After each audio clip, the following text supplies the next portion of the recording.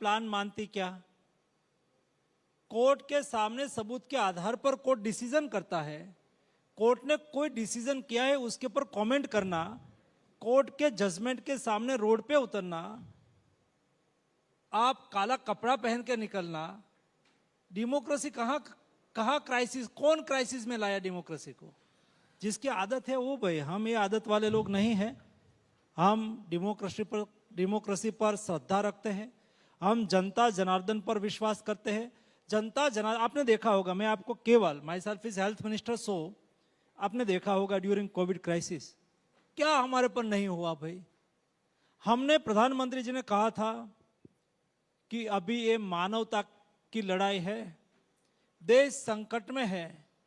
विपक्ष की ओर से कितना भी पहले कहा गया कि मोदी वैक्सीन है, नहीं लगाना, फिर सब लोग वैक्सीन लगाने लगे।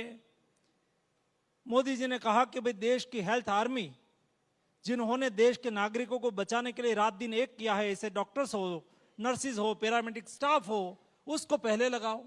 बाद में कहा कि कोमोर्बिड है उसको लगाओ। बाद में कहा कि 70 अबव है उसको लगा, 60 अबव है उसको लगाओ। तो इस मुताबिक हम चले, और उसमें जब प्रधानमंत्री जी की बारी आई तब मोदी जी ने लगाया। तो पहला कहते थे कि ये वैक्सीन अच्छा नहीं है, ये मोदी वैक्सीन है, बार और कहते थे कि अच्छा होता तो मोदी क्यों नहीं लगा लेता।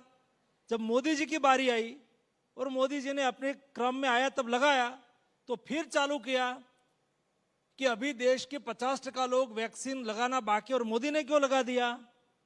उसका तो कोई जवाब नहीं हो सकता। एक सवाल, क्योंकि वैक्सीन की बात हो रही है और वैक्सीन को लेकर बड़ी सारी राजनीति हुई, लेकिन आज इस मंच से मैं आपसे पूछना चाहता हूं ये वैक्सीन की कहानी क्या है? क्योंकि मुझे याद है, आप सबको भी याद होगा, और जो स्क्रीन के उस पार देख रहे हैं, सेकेंड वेव आपको याद होगी, और सेकेंड वेव में कई लोगों की जान जा रही थी। सरकार पे बहुत दबाव था, सरकार पे बहुत दबाव था, और नरेंद्र मोदी देश के प्रधानमंत्री पर इससे बड़ा दबाव कुछ नहीं हो सकता कि उनके नागरिकों की जान जा रही है, समस्या विकट है।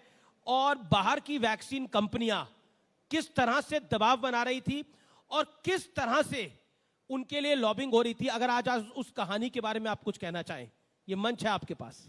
ये मंच से जितना कह पाऊंगा इतना कहूंगा, कई चीज नहीं कह पाऊंगा, लेकिन देश समझ जाएगा, देश बहुत समझदार है। हमारा प्राउड का विषय यह है कि देश कोविड के सामने जूझ रहा था। साइंटिस्ट कम्युनिटी ने डिक्लेयर कर दिया था कि वैक्सीन ही कोविड का सामना करने का बेस्ट सॉल्यूशन है। ऐसी स्थिति में देश की स्थिति और इतिहास तो यही रहा था कि वैक्सीन दुनिया में रिसर्च होती है, दुनिया की कंपनी रिसर्च करती है, और उसके बाद 7 साल मिनिमम और मैक्सिमम 15 साल में वैक्सीन इंडिया में आता था। कोविड का वैक्सीन ऐसी ही तरह से इंडिया में आया होता तो हमारी क्या स्थिति होती? या तो उस वक्त मार्केट में वैक्सीन उपलब्ध था, $20 का, $25 का, $28 का वैक्सीन था, हम कितना खरीदते? और उस वक्त मोदी जी ने देश के साइंटिस्ट पर भरोसा किया और साइंटिस्ट कम्युनिटी के साथ मीटिंग की, और उस वक्त मोदी जी ने कहा था कि दोस्तों क्या हम वैक्सीन नहीं बना सकते?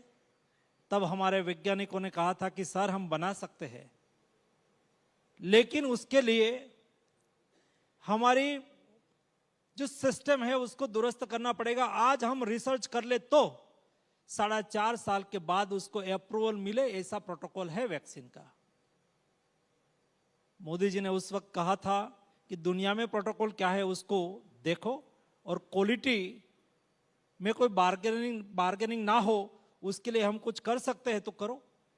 दूसरा, साइंटिस्ट को कहा था कि आप रिसर्च करो, आर्थिक संसाधन की जो भी कमी हो हम पूरी करेंगे। तीसरा कहा था निष्फलता की चिंता मत करो, निष्फलता मेरी, सफलता मेरे देश के साइंटिस्ट की, आप आगे बढ़ो।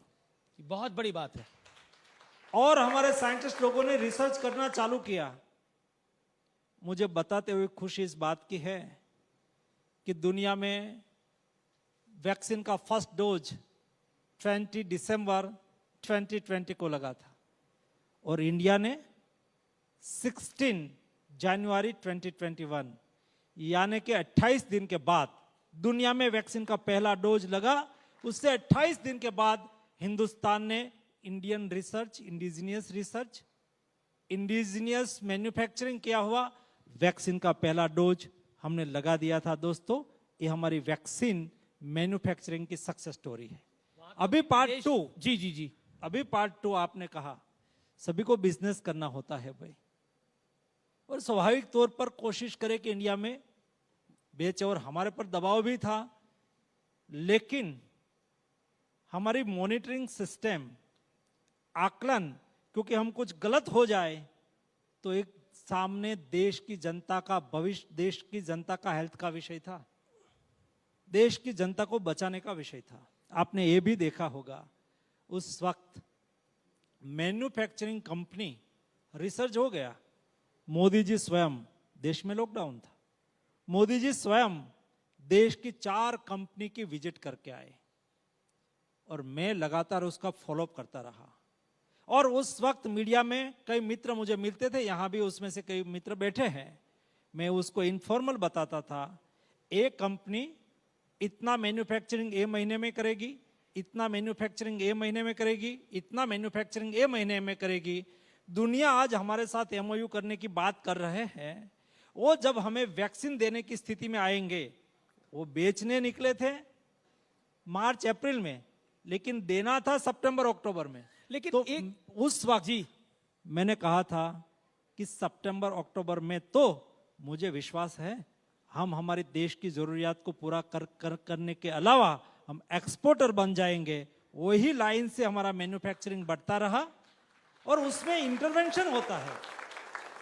देश लॉकडाउन में था, लेकिन हम उस वक्त, मोदी जी हमें रात दिन सोने नहीं देते। अच्छा एक बारी ये बताइए, इस मंच से थोड़ा ऑन रिकॉर्ड बता दीजिए, अब आप जब विदेश में जाते हैं तो सब क्या कहते हैं? पहले तो कहते होंगे बताओ वैक्सीन कैसे बनाओगे, दिखाओ जरा बना के। अब तो बना भी दी, लगा भी दी, बाकियों को भेज भी दी। अब क्या कहते हैं? पहले, अब उनका मूड कैसा है? पहले ऐसा कहते थे कि इंडिया में कितना केस आएगा उसके आधार पर दुनिया का फिगर बनेगा। पहले दुनिया के मन में, मैं वर्चुअली सभी के साथ जुड़ता था, तो ऐसा था कि वैक्सीन लगा ही नहीं पाएंगे और इंडिया में बहुत कोविड की दृष्टि से स्थिति बिगड़ जाएगी। लेकिन मैं 2 वर्ल्ड इकोनॉमिक फोरम में, एक कोविड के दरमियान गया था, तो उस वक्त वर्ल्ड इकोनॉमिक फोरम एक ऐसा चौतरा है, ऐसा चौराया है, वहां दुनिया की सभी मल्टीनेशनल कंपनी भी आती है, पॉलिटिकल लीडर भी आते हैं, देश के, दुनिया के इंटेलेक्चुअल लोग भी आते हैं और सारी दुनिया के मीडिया भी वहां होते हैं। ये चौतरा है, वहां जो डिस्कस होता है वो वर्ल्ड वाइड उसकी इफेक्ट होती है। तो पहले सितंबर 2022 में मैं गया था, उस वक्त बात होती थी इंडिया ठीक कर रहा है, इंडिया लड़ लेगा, लेकिन 2023 जनवरी वर्ल्ड इकोनॉमिक फोरम में भारत का प्रतिनिधि के रूप में मैं गया, सभी डायलॉग में, सभी मीटिंग में बात होती